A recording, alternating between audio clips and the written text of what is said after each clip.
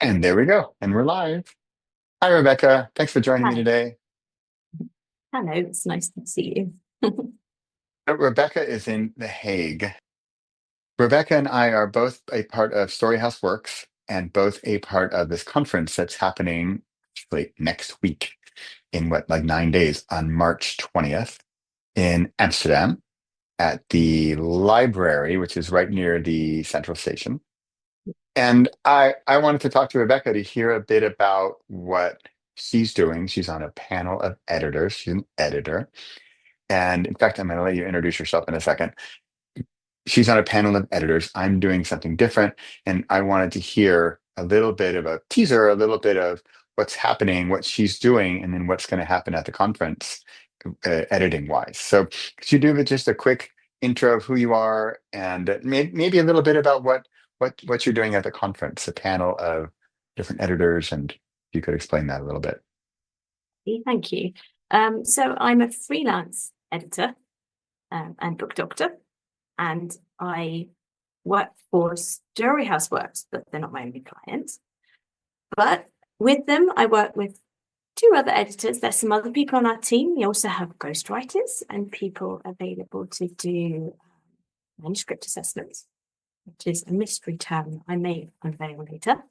Um, And we will have about an hour, maybe 45 minutes, to just discuss with the audience who choose to come and see us what editing is, why you Yeah. might want it, and how we can link the services we provide with the writer's purpose, the goal. Yeah, yeah. As we were just talking before we hit record, what my role for the conference is I am going to be meeting with Janet Margot, who who worked for 10 years at Amazon and in the book department of Amazon, and specifically in the whole KDP and how helping authors publish their books and everything. And so she knows a lot about sort of the other side of the screen of publishing books and what helps books sell and what marketing works and advertising. And specifically, she focuses on Amazon advertising. But she has a big sort of, how should I say, gauntlet. Gauntlet's a bit violent. She has a she would prefer that your books are solid foundationally and before they go into advertising, because she says advertising will enhance or extrapolate whatever is currently happening. Meaning, to put it quite bluntly, if your book is like bad, it will it will exacerbate the bad, Yes, then right? this makes sense. Yeah, Yeah, yeah. yeah, And so we're looking at how to make your book, how does it align with the readers? Does it align with the genre? Do you have a series of books? And then what is your why, as we spoke about? Why are you writing this book? And I was talking about how, well, if you're a hobbyist and it's just for kicks, that's wonderful. And maybe you don't care about any of this stuff. Whereas if you are like me, I want to build my speaking business. So I want a book to show show me as an expert and to lead to potential speaking gigs or to be hired for this or that, right? To be on a podcast yeah, or a talk or whatever. So then this is where Rebecca comes into play, because if the reason I want to write this book and the content in the book and the potential audience of the book and the why of the book, if those aren't all aligned, then it's going to be an uphill battle. So how can an editor then help with that why? How can that, we have the author and their idea or their story, and then we have the idea of, for example, I mean, to put it bluntly, like selling books, right? And yeah, audience and enjoying the book for yeah, of what a course. topic. Yeah, And writers who submit to a traditional publisher and an indie publisher have the goal of selling their work. yeah, We make the mistake that because it's self-publishing, it must be way more commercial. We're all commercial. We all want to sell our yeah, things. yeah, So it's okay to not feel too self-conscious about that. And as an editor, I work mainly with developmental and line editing, and together that's sometimes called book doctoring. It's Okay. we do autopsies. No, well, it's kind of a bit like that, but it Yeah, isn't really. it You kind of have to is. have Yeah. a full work before you can do an autopsy. You don't start ripping it apart before it's made. We're about making it. So, but you want someone to accompany along your writing journey, to hold your hand, to coach you and encourage you, but also to get real with you and say, we Wow. might need to kill some darlings there. Are we still on the track you wanted to be at the start with your why? Are we keeping focused? Has your why changed in any way? Because sometimes it does. And it's Yeah. Yeah. okay if it does, as long as it's still leading you towards where you want to go, which is getting your book out there. Wait, so Um, that's really cool. I didn't know that. How early on in the process are you involved? Uh, Do I come to you? My book is done. Here you go. you can, Or you can do that. can, Yes. But you or I have have an to idea. I have an idea for a book. Can you help me? both. The Okay. idea stage is probably a little too soon because we do need a draft. Editors need something to work with. A bit Okay. like an architect, we need a blueprint.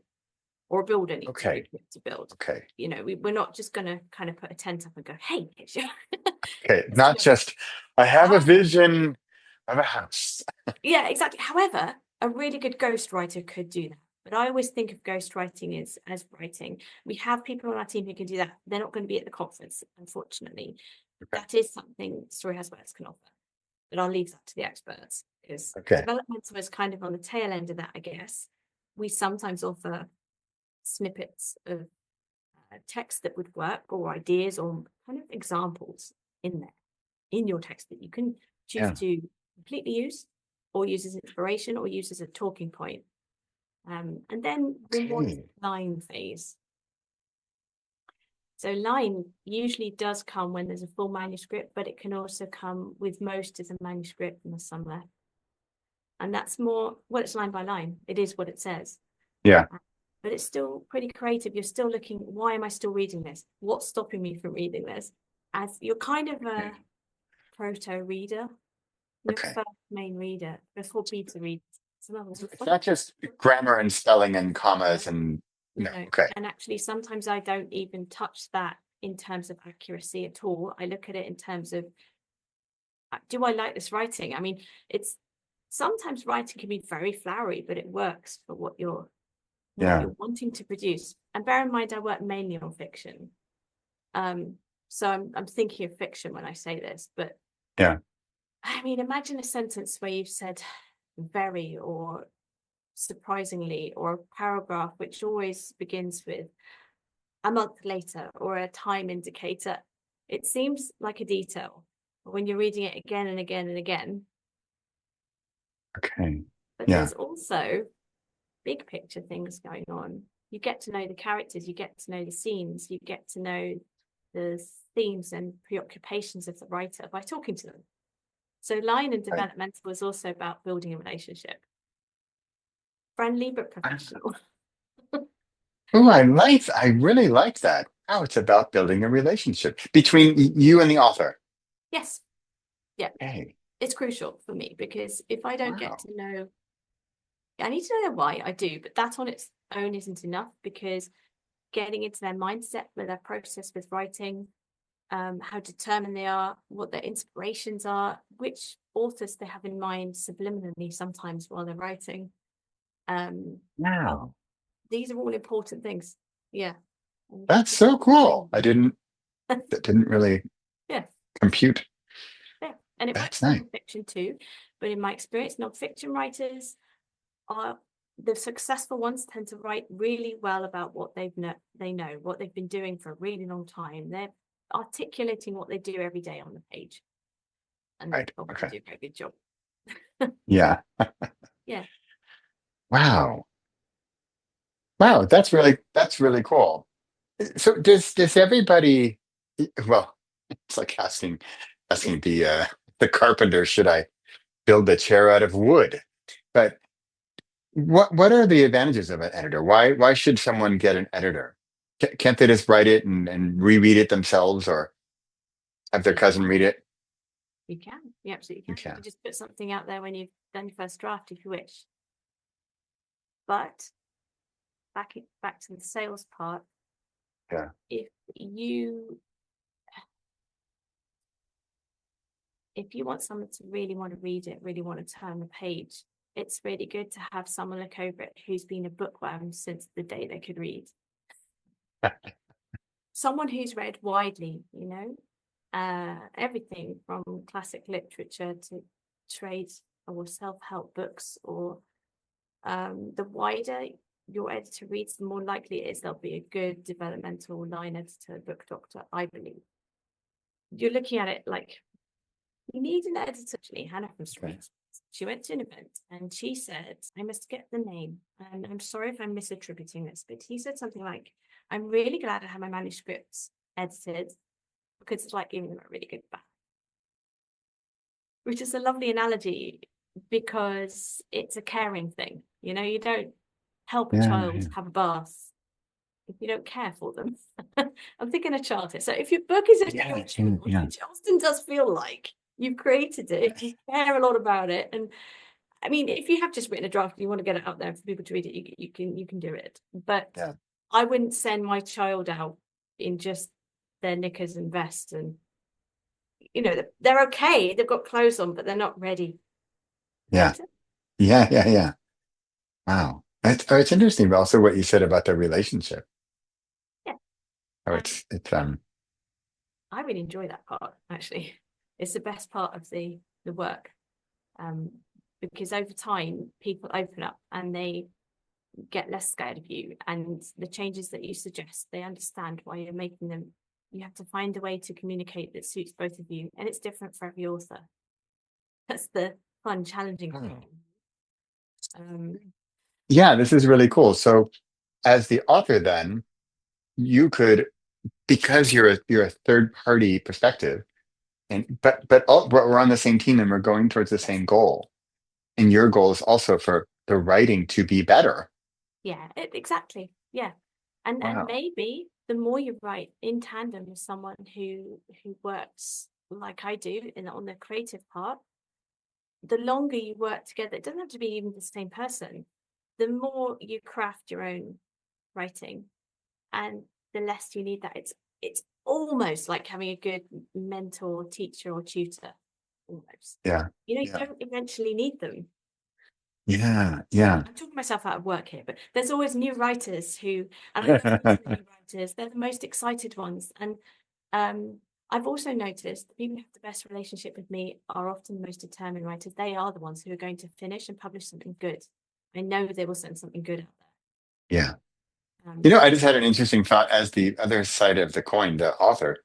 And I think like, and I finish it and I'm working on it and I've got my draft and I think I'm about to send it. I'm like, what's Rebecca going to say about that chapter? I'm like, I think I need one more little run through before I get it to her. I could just envision as a relationship getting to know each other. I'm like, oh, I know what she's going to do with this. All right, let me just fix it better myself first. And then you can elevate it even higher. Exactly. Yes. And that's a very satisfying outcome for an editor, because we know then that you're also confident enough to communicate with the editors further down the line who do more of the more procedural, is this readable part. So like they are really checking, back to the bath analogy, they're checking, is there still a bit of dirt behind the ear? Is there, they got mud on their face, or have they cleaned their teeth? Do they need to wash their hair today? It's specific and technical and rigorous and in line with what's happened before. So there should be a bit of communication between the two different types, but they serve a very different purpose. And some manuscripts, if you're at the stage you've just described, where you've learned, you know what you need to change, you've got this kind of instinct that's developed by practicing over time, eventually you might get to a stage where you can give a manuscript that only needs copy editing. It's important work. I'm not devaluing the second stage of editing. It is important. I think it serves a different purpose. Well, I like that. It's interesting that that it could be that the writer and editor work so well together that the writer, becomes a better writer, to put it simply. It would be nice to think that, but if I can help writers write in a way that makes people who really love to read their book more than once and recommend it to other people, Mm. You need your SEO, you need your Amazon presence, you need your bookshelf presence in the bookstores, you need your Yeah. marketing, you need all the things Storyhouse Works provides. Yeah. But to become really accomplished, that's the crux of it. You need to write something people want to read. That's why they buy it. That's why they Yeah. say to their friends, I want you to read it. That's why they bring it to book club and discuss it. And it's why, Ken Follett actually says, and he is enormously successful fiction writer, commercial, but people Yeah. like reading his books. And actually, Yeah. in commercial writing, there's often a lot of literary fiction in there if you look. And Stephen Yeah. King's beautiful. He says, Ken Follett, that a good editor is almost a collaborator. So that's nice way of saying it for me, because that's how I feel about how I work. Like, I am not the author, I'm not the writer, I'm not the originator. It is not my work. But the collaboration part is where the Yeah. magic happens. Yeah. So, well, I'm excited to see the panel next week. Are you coming? It, yeah, of course. Yeah. I think it's organized so that each has a theme, an overarching theme. So you Yeah. can Yeah. pick which part of the process is best for you. Yeah. Cool. Hey, speaking of the conference, what is there anything you're looking forward to? Ooh, I really It wanted could to be go. anything. Yeah, I mean, I really wanted to go to some of the other sessions. My main excitement is to meet some new writers. Okay. It Oh, sounds so cool. obvious, but I love hearing about people's ideas. And I also respect it when people want to keep quiet for a while. That's okay. Yeah. Um, Oh, I yeah, like that. because the That's Storyhouse really Works cool. attracts lots of different writers too. It's quite nice. We have a nice spread between industry non-fiction writers in different fields. So it's Yeah. interesting talking to them about their work, but also fiction writers who are maybe a bit nervous, or they know they've got something good. I don't think people would come if they don't have ideas at least bubbling or getting onto the page, right? Yeah. Hope so. Oh, I love that. That's a great, oh, fun reason to come. I think that's probably enticing then for writers watching this thinking, ooh, I want to meet Rebecca. And I've got an idea. That's really cool. I like that. Definitely come and see us. I mean, we're actually a surprisingly friendly bunch of senators, and we all have different strengths and skills and backgrounds. So we've got really good spread of different expertise that you can tap into. And we're Yeah. all there for questions, over Bobel or coffee as well. Yeah. Yeah. And you said part of your panel is Q&A. Yeah. I hope most of it will be actually. We're all Okay. keen to get our patter out the way at the beginning and just let the audience encourage you to ask us specific or general questions as you like. Yeah. It'd be nice to Nice. have examples to work on, actually, but I'm not sure that's a step too far, perhaps. Yeah. Yeah. Oh, that would be cool. Awesome. Well, I'm looking forward to seeing you next week. And anybody who's watching, I'll put a link down below. You can come to the conference. It's an in-person conference. It's not streamed digitally or anything. It is in person in Amsterdam, in the Netherlands, March 20th. It's a Thursday. It's all day, right near Central Station, easy to get to. And we are both going to be there. Yeah. So looking forward to seeing you and you watching. If you want to come, especially if you're a writer with an idea and you'd like to talk with Rebecca about it, she'll be there. So great. So thanks so much, Rebecca. This has been really fun. Thank you, Bradley. Lovely to meet you Great. today. And see you next week. Bye for now.